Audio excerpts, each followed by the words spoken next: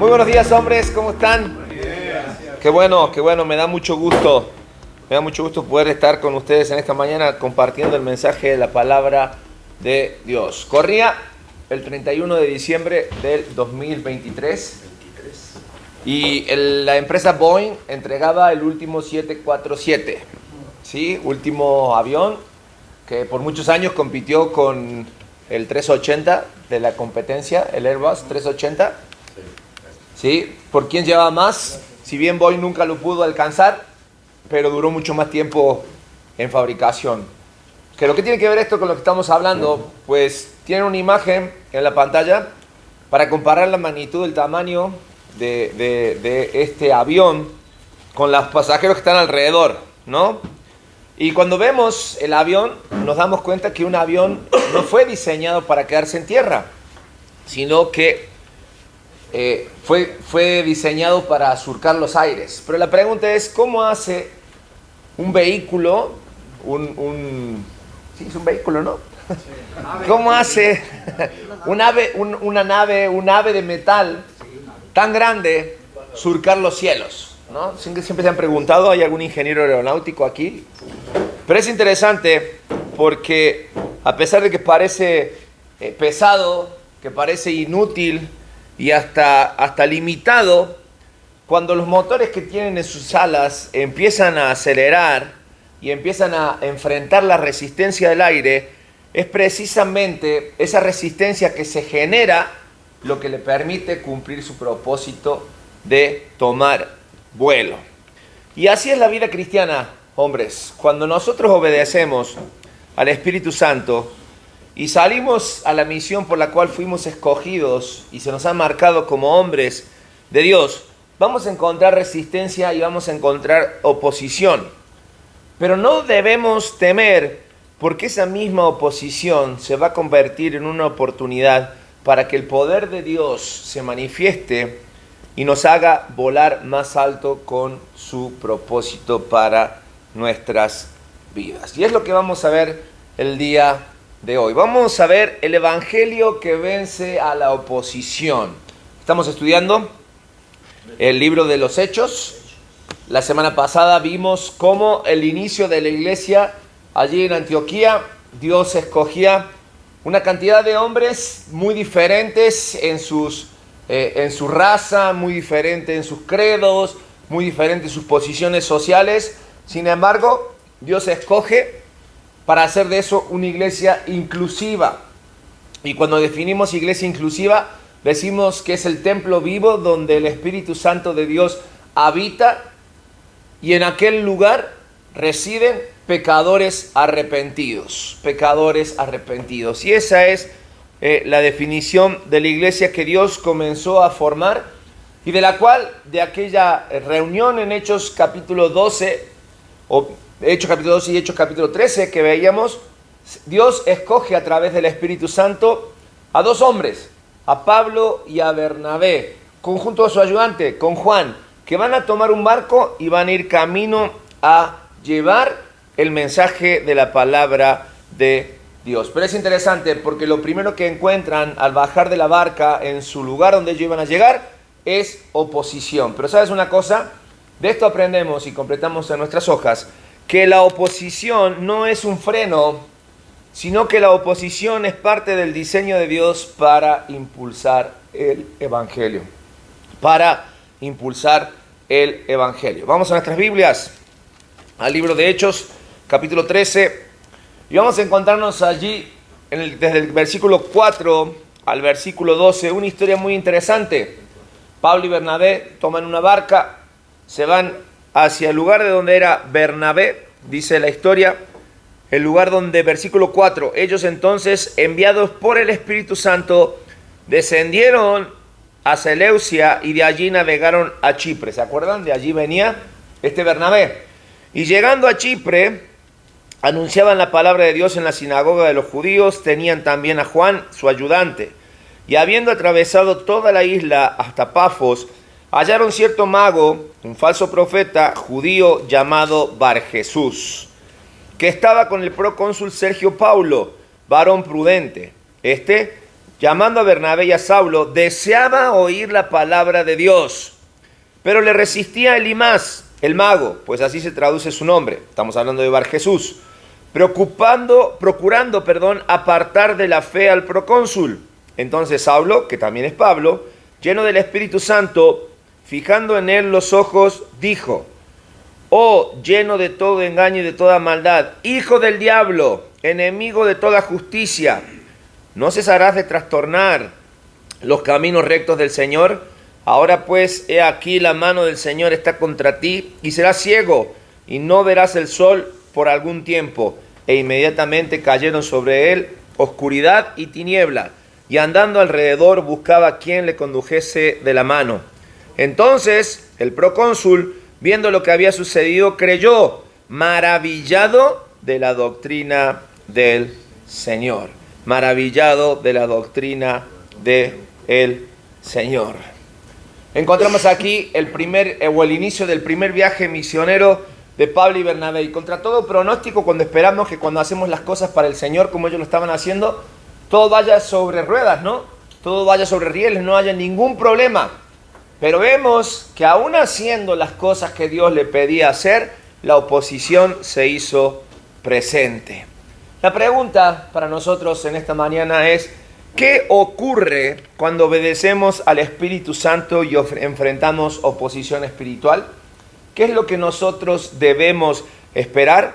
De esta historia que acabamos de leer, vamos a sacar 4 enseñanzas prácticas en esta mañana para nuestras vidas. Y la primera de ellas que empieza a traer tranquilidad a nuestros corazones, es que cuando Dios envía, Él nos va a respaldar.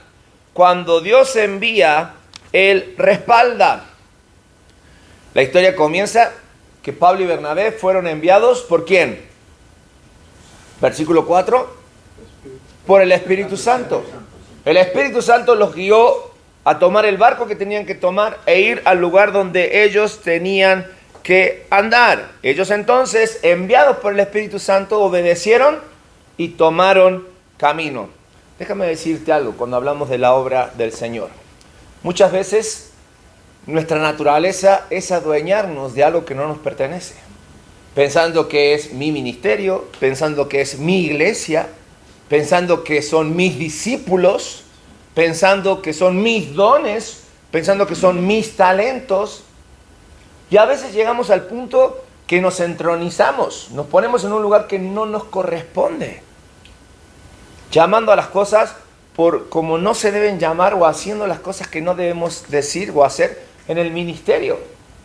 Por lo tanto, lo primero que debemos entender, que cuando hablamos de la obra del Señor y llevar el Evangelio, no hablamos de un proyecto humano, sino de dirección divina. Cuando repasamos a los que Dios escogió para esta labor, allí de Hechos capítulo 13, ¿de dónde escogió? ¿Se acuerdan? Estaba aquel hombre llamado Simón el Negro, Lucio de Cirene, Manaén, que se había criado con Herodes, estaba Saulo, estaba Bernabé, y de toda esa junta de personas de diferentes lugares, con diferentes razas, diferentes credos y posiciones sociales, Dios escoge. No porque sobresalían los unos de los otros, sino porque así lo quiso Dios. La obra estaba esperándolos. No les dijo, preséntenme un proyecto y a ver cómo le hacemos. No, Dios creó la necesidad, puso la necesidad desde hace mucho tiempo atrás, y lo que hizo fue escoger hombres capaces que pudieran hacer su obra, que pudieran estar en su iglesia, en su ministerio. La palabra de Dios dice en Juan capítulo 12, versículo 26, si alguno me sirve, ¿qué dice? Sígame. Y donde yo estuviere, allí también estará mi servidor. Si alguno me sirviere, mi Padre le honrará. Ese debe ser el motivo que mueva nuestro corazón. No los primeros lugares, no el total reconocimiento humano, sino entender que vamos a recibir la honra del Padre. Veamos rápidamente el ministerio de Jesucristo. La palabra de Dios dice que a lo suyo vino y los suyos no le recibieron. Él nunca encajó dentro de la sociedad, pero sí en los planes de su Padre. Tanto es así que el rechazo al mismo Hijo de Dios lo llevó a una cruz. Por lo tanto, cuando nosotros estamos en un ministerio, lejos de recibir los reconocimientos, los aplausos y demás, debemos estar preparados para entender que lo que nosotros hacemos va a trascender en forma eterna y que la honra y el reconocimiento la vamos a recibir de nuestro Padre Celestial. Incluso Él se encarga con creces, mientras estamos en este plano obedeciendo a su mandato, de proveernos, de cuidarnos, de estar atentos a nuestras necesidades cuando nosotros obedecemos. Porque todo verdadero ministerio auténtico de parte de Dios comienza con la obediencia del hombre. No alcanza, varones, con tener buenas intenciones. Necesitamos en nuestras vidas la dirección divina. Porque a veces pensamos que el ministerio es aquello que se ve dentro de la iglesia, ¿no? Aquellas cuestiones públicas. Pero como hombre hemos descubierto a través de los estudios semanales que nuestro ministerio comienza con nuestra propia vida. Influenciando a nuestra esposa, influenciando a nuestros hijos, influenciando a nuestro entorno, en el trabajo, a nuestras amistades. Eso es un ministerio. Dios nos llama a marcar la diferencia. Desde el momento que Cristo llegó a nuestras vidas, Él nos puso en la barca y nos lleva adelante a que llevemos el Evangelio. Por eso no es casualidad que la oposición se presente en nuestras vidas y a veces de las personas que menos pensamos. Por lo tanto, cuando nosotros hacemos planes, necesitamos primero consultar a Dios. Pero a veces nosotros creemos que los planes son Dios. Aquí está mi hoja de vida, mi plan de vida. ¿Me la firmas, por favor? ¿Me la autorizas? Pero así no funciona. Somos una hoja en blanco. Nuestra vida no es una hoja en blanco en la cual debemos sentarnos todos los días y junto a Dios escribir qué es lo que sigue.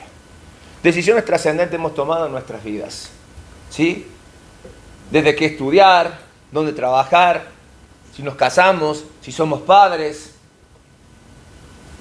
Decisiones trascendentes que han marcado nuestras vidas. Algunas consultadas con Dios, otras no. Pero siempre hemos visto la mano de Dios. Pero lo que Dios quiere es que nosotros busquemos su vida y su obediencia. Porque si no, después cuando los frutos llegan y no son los que esperamos, ¿qué pasa? Nos frustramos, nos enojamos con Dios. Por eso la pregunta en esta mañana en cuanto al tema es, ¿estás caminando conforme a tus propios planes? ¿O te has tomado el tiempo para sentarte y descubrir cuáles son esos planes que Dios tiene para ti? Según Jeremías, planes de bien. Según Jeremías, planes que proyectan nuestras vidas a algo mucho mejor. Por eso, hombres, entendamos, cuando la visión viene de parte de Dios para nuestras vidas, no hay fracaso posible, aunque vamos a encontrar seguramente, y esto te lo puedo confirmar, oposición. 1 Corintios, capítulo 7, versículo 22, dice la palabra de Dios, pues si antes eras esclavo cuando el Señor te llamó, ahora es un hombre libre que pertenece ¿a quién? Al Señor. Al Señor. Si eras libre cuando el Señor te llamó, ahora eres esclavo de Cristo. Es una cuestión de cambios de mando en nuestras vidas. Entender que lo que nosotros antes consideramos una libertad, ahora en Cristo ya no es igual. Somos libres del pecado, pero siervos, esclavos por amor. Así que debemos entender que la misión verdadera, completamos en nuestras hojas, la misión verdadera nace del Espíritu Santo y no de los planes humanos. No de los planes humanos. 2. Siempre que el Evangelio avanza, el enemigo levanta oposición. Siempre que el Evangelio avanza, el enemigo levanta oposición. Vemos que cuando Pablo y Bernabé llegan al lugar donde habían sido llevados por el Espíritu Santo, aparece en escena este Bar Jesús. Solo su nombre, ¿no? Solo su nombre parece ser una invitación al descontrol. Bar Jesús, ¿no? Yo no sé si tendría otro hijo y le pondría Bar Jesús. O sea, se me hace como que el chiste se cuenta solo. Pero dice que este hombre, que era un falso maestro, identificado como tal, En el momento que llegaron Pablo y Bernabé con un objetivo claro, el cual era este procónsul llamado Sergio Paulo. ¿Por qué? ¿Se acuerdan cuando vimos en Hechos capítulo 9? Cuando Cristo se cruza en la vida de Saulo, lo deja ciego, lo lleva a un rincón, ¿no es cierto?, en aquella ciudad, en Damasco. Hay un discípulo de Jesús llamado Ananías, el cual Dios le dice, ve con Saulo. Y Ananías dice, no, espérate, ¿cómo voy a ir con Saulo si él viene para matarnos? No. Y hay una frase que define el ministerio de Saulo. Dice, elemento u hombre escogido me es este para llevar mi mensaje ¿a quién? A los gentiles, a los reyes, a los que están en posición de gobierno, ¿no? Entonces no es casualidad que el primer personaje que aparezca, que Pablo va a ministrar, sea un procónsul, un hombre que tenga que ver con las cuestiones de Estado, con cuestiones de política. Se está cumpliendo el propósito de Dios en la vida de Pablo. Pero así como se está cumpliendo, aparece también este personaje llamado Bar Jesús, mago, falso profeta, y su misión era clara. Él quería desviar de la fe a aquel hombre, o mantenerlo en la ignorancia, aquel hombre Sergio Paulo, un hombre de influencia que quería o estaba preparado para escuchar la voz de Dios. Y aquí hay una lección poderosa para nosotros. Y esa lección tiene que ver con lo que nosotros hacemos. Si hay oposición, como ocurrió en la vida de Pablo y de Bernabé en la misión, si hay oposición, es porque la luz está brillando. Completamos en estas hojas. Es porque la luz, es porque estás haciendo las cosas que tienes que hacer. Vivimos en un mundo de oscuridad extrema, donde si algo resalta, es una luz que brilla. Y si donde hay algo que molesta al enemigo, es que la luz rompa con las tinieblas. Entonces, cuando se aparece la luz, el enemigo va a tratar de apagar esa luz. ¿Por qué? Porque nuestra lucha no es contra hombres. Nuestra lucha, dice la palabra de Dios en Efesios capítulo 6, versículo 12, porque no tenemos luchas contra carne ni sangre, sino contra principados, contra potestades, contra los gobernadores de las tinieblas de este siglo, contra huestes espirituales de maldad en las regiones celestes.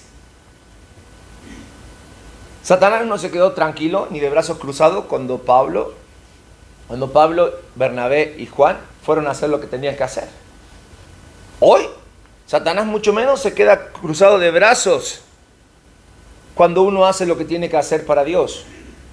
Y va a buscar distraernos por todas partes. A través de personas, a través de filosofías, a través de falsas enseñanzas, incluso a través de amistades, para que nosotros no hagamos lo que tenemos que hacer. Y así buscarnos apartar de la verdad. Como la historia de aquel joven corredor que se preparó para la maratón. Y su entrenador estuvo duro y parejo todo el tiempo, preparándolo, cuidándolo, que comiera bien, que fuera disciplinado y entrenando todo el momento. Y llegó el día de la carrera. Y cuando se dio aquel ruido para que él comenzara, a los pocos kilómetros comenzaron los problemas. El cansancio, piedras en el camino y voces de afuera que le decían, no lo vas a lograr, ya bájate, es imposible, te ves muy mal. Sin embargo, en medio de aquella carrera, él se acordó para lo que se había preparado, para honrar a aquel hombre que había tomado tiempo y había creído en él y lo había puesto en la carrera. Entonces, a pesar de todas las circunstancias, decidió seguir corriendo hasta llegar a la meta. No importa la posición, lo importante era llegar, porque la vida cristiana es igual, hombres. Cuando el Espíritu Santo nos envía a hacer lo correcto, vamos a encontrar oposición, vamos a encontrar voces que nos dicen, eres un inútil, no sirves, lo que estás haciendo es mentira, ¿dónde está Dios ahora? Vamos a encontrar obstáculos en el camino, enfermedad, adversidad, bancarrota, problemas en el matrimonio. Vamos a encontrar situaciones adversas. Si hoy estás sufriendo resistencia espiritual en tu vida, puede ser una señal de que Dios esté haciendo algo importante en tu vida. Problema es cuando todo va bien. Cuando todo va bien. Porque para que no te pase nada, no tienes que estar haciendo nada. Entonces, cuando la palabra de Dios dice que Él quiere obrar en nosotros y con nosotros, tenlo por seguro que algo poderoso quiere hacer a través de ti. Y el consejo en la palabra de Dios se encuentra en Efesios capítulo 5, versículo 16. ¿Quién me lo lee, por favor, en voz alta? Por lo tanto, cuiden su comportamiento. No vivan neciamente, sino con sabiduría. Aprovechen bien este momento decisivo porque los días son malos. Fíjate qué interesante. Esto fue escrito por el apóstol Pablo a los Efesios hace como 2000 años. Y Pablo ya hablaba de días ¿qué? Malos. Así que si tú pensabas que los tiempos que vivimos son malos y son una buena excusa para no hacer lo que tienes que hacer, déjame decirte que alguien te ganó de mano y se adelantó por 2000 años para que eso no fuese una excusa válida en nuestras vidas. Válida en nuestras vidas. Los días son malos, ¿sabes desde cuándo? Desde Génesis capítulo 3. Desde que el hombre decidió desobedecer, los días no fueron iguales. Los días no fueron iguales. Y desde allá viene. Así que, si la mujer que me diste o los días malos son tu excusa, ya no van, ya no corren. No hay excusa. Lo que debemos entender es que siempre habrá oposición cuando avanzamos en la obediencia. Siempre habrá oposición cuando avanzamos en la obediencia. Lo tercero que aprendemos de esta historia de Pablo y de Bernabé al comienzo de su primer viaje misionero es que la verdad del Espíritu siempre vence a la mentira. La verdad del Espíritu siempre vence a la mentira. Estaba este Bar Jesús, ¿no? Que estaba hablando y practicando en cuanto y en todo lo que Pablo decía. Pero dice la palabra de Dios, versículos 9 al 11, que en medio de esta oposición, Pablo, lleno del Espíritu Santo, resaltemos esto, lleno del Espíritu Santo, se levantó con valentía, dice el relato. Miró a este Elimas, o a Bar Jesús, lo confrontó y le dijo, hijo del diablo, ándale, hijo del diablo, enemigo de toda justicia, ¿hasta cuándo vas a estar molestando y metiéndote con las cosas del Señor? Qué interesante, ¿verdad? ¿Con qué autoridad habló Pablo? Y no dijo, yo soy Pablo y tengo un montón de amistades y conozco un montón en el juzgado y conozco un montón en la policía y conozco. No, habló con autoridad y le dijo, hijo del diablo. Duras palabras, ¿no? Parecieran en su momento fuera de contexto, pero definitivamente era lo que se tenía que decir y se dijo. Y cuando analizamos cómo Pablo habló, nos damos cuenta que él no habla con ira humana. Él no habla con ira humana, sino que dice, estaba lleno del Espíritu Santo. Estaba lleno del Espíritu Santo. Y aquí es donde quiero detenerme, hombres, un momento a reflexionar en nuestras vidas. Muchas veces pensamos que Dios nos escoge por ser eruditos, por hablar bonito, ¿me entiendes? Por tener un gran vocabulario. Pero no, lo que marca la diferencia no es lo que decimos, sino realmente cómo lo decimos y de dónde lo decimos. Porque si lo decimos de acá, va a salir problemas. ¿Me entiendes? Si lo decimos de acá, tampoco. Los sentimientos son engañosos, esa palabra de Dios. Pero si lo decimos con el Espíritu Santo de Dios que controla nuestras vidas, vamos a decir lo correcto. Vamos a decir lo correcto. Tanto es así que el relato nos dice que la consecuencia fue inmediata. Porque aquel personaje, Elimas, quedó ciego. ¿Dónde leí esto? ¿A quién le pasó lo mismo? Al mismo Saulo. Al mismo Saulo. Saulo, en este entonces, ¿qué habrá tenido de cristiano? ¿3 años? Y no fue venganza. No, unos 3 años y un cachito más, que había estado preparado ¿Me entiende? El tiempo que él se tomó antes de salirse de su viaje misionero. Y es interesante porque él lo tuvo muy claro. Y él entendió que la ceguera de los ojos estaba íntimamente relacionado ¿con qué? Con la ceguera espiritual. Con la ceguera espiritual.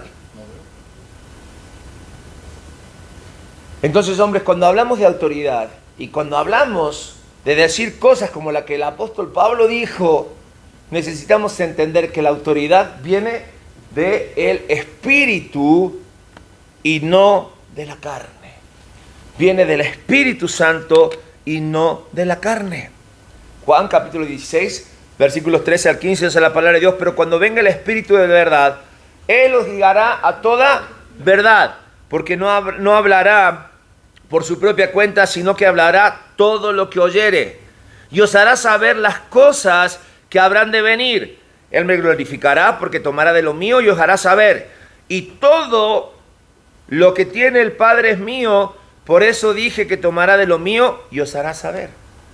Padre, Hijo y Espíritu Santo colaborando con nosotros para hacernos hijos de Dios, cristianos llenos del Espíritu. Cristianos que hoy se necesitan en nuestro contexto, en nuestro día a día, firmes en la verdad, que no se callen ante la mentira, pero que hablen con la autoridad dada por Dios. La valentía de Pablo no fue confiar en lo fuerte de su carácter, no fue confiar en los contactos o conectes que él podía llegar a tener, sino que fue confiar y saber que la presencia del Espíritu Santo estaba en él. Mira, hombre, tú y yo no venceremos con nuestras propias fuerzas, ni prendiéndonos en discusiones en redes sociales, ni a los gritos, sino con la autoridad que viene del Espíritu Santo cuando hablamos la verdad en amor. Porque de eso se trata.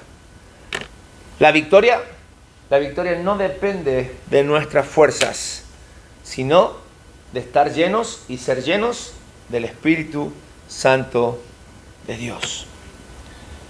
Y hablando de victoria, punto número 4, vemos en este relato que la victoria es del Evangelio. Versículo 12.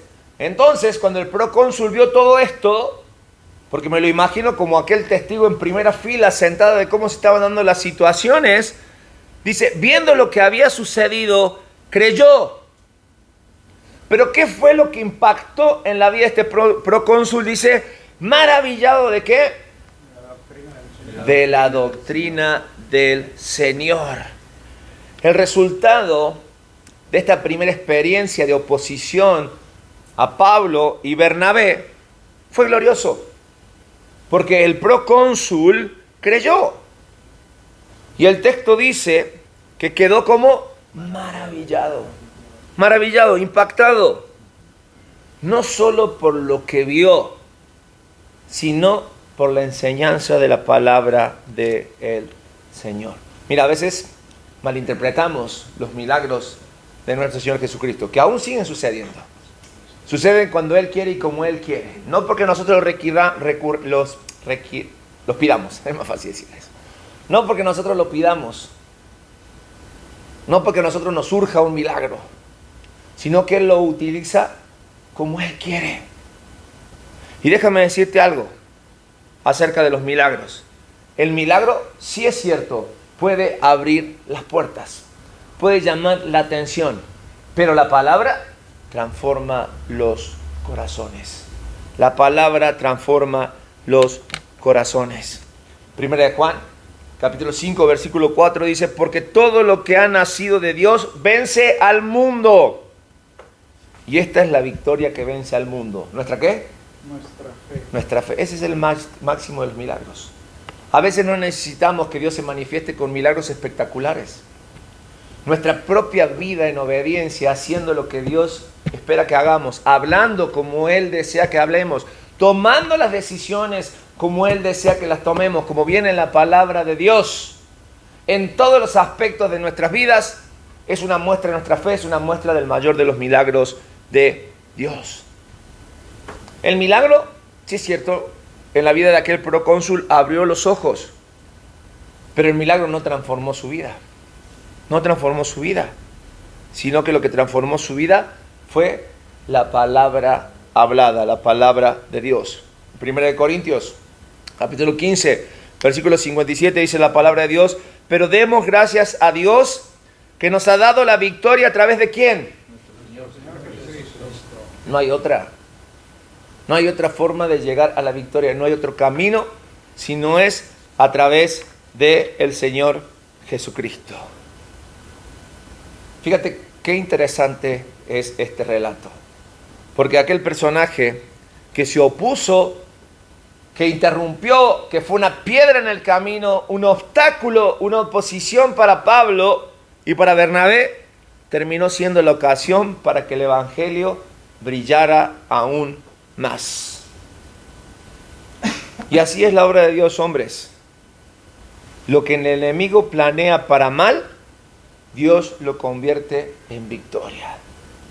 Dios lo convierte en victoria. Pero nosotros tenemos que tener claro algo: que el objetivo no es el milagro, sino que las personas crean en Cristo por la enseñanza de su palabra. Crean en Cristo por la enseñanza de su palabra. La fe viene por el oír, y el oír por la palabra de Dios. No convencemos, no convertimos a nadie.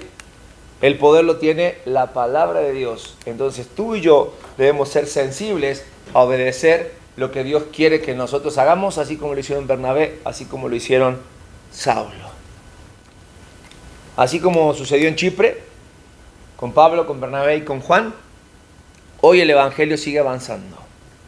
Y nada, absolutamente nada lo ha detenido, ni lo podrá detener.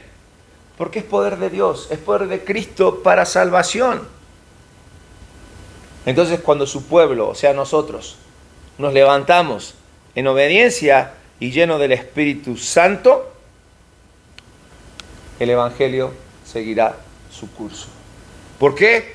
Porque nada puede detener al Evangelio cuando el pueblo de Dios decide obedecer al Espíritu Santo. Nada, hombres, absolutamente nada.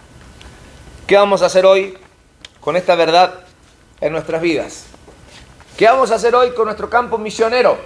¿Qué vamos a hacer en nuestras familias, en nuestro trabajo, en nuestra colonia? ¿Qué vamos a hacer con Guadalajara? ¿Qué vamos a hacer con Tlaquepaque, con Tlajomulco? ¿Qué vamos a hacer con Jalisco? ¿Qué vamos a hacer con México? Lo que Dios quiere que hagamos. Vamos a obedecer su palabra y vamos a ser agentes de fe que, a pesar de la oposición, va a tomar vuelo y vamos a volar alto para que la gente vea y escuche la verdad del Evangelio de Jesucristo. Amén. Amén. Vamos a orar. Padre, gracias por la oportunidad en este día de estar frente a tu palabra. Señor, en esta hora queremos pedirte perdón por muchas veces fallarte al no hacer lo que tenemos que hacer, al rendirnos fácilmente ante la oposición, ante las dificultades. Pero el ejemplo de Pablo, de Bernabé, de Juan, nos muestran, Señor, que el poder no vino de ellos, sino de tu Espíritu Santo, el cual pedimos que tú nos llenes, el cual pedimos que nosotros podamos ejercitarnos cada día a través de la oración, la lectura de la palabra de Dios, la comunión los unos con los otros, para poder ser llenos de tu Espíritu y cumplir el propósito por el cual tú nos escogiste y nos pusiste en este lugar. Ayúdanos a ser sensibles ante la necesidad que el mundo tiene de ver la luz del Evangelio y ser nosotros luminares que brille en medio de lo más oscuro de la noche. Lo rogamos y lo pedimos en el nombre de Cristo Jesús. Amén y amén. Hombre, Dios nos bendice. Muchas gracias. Gracias, Pastor Micho.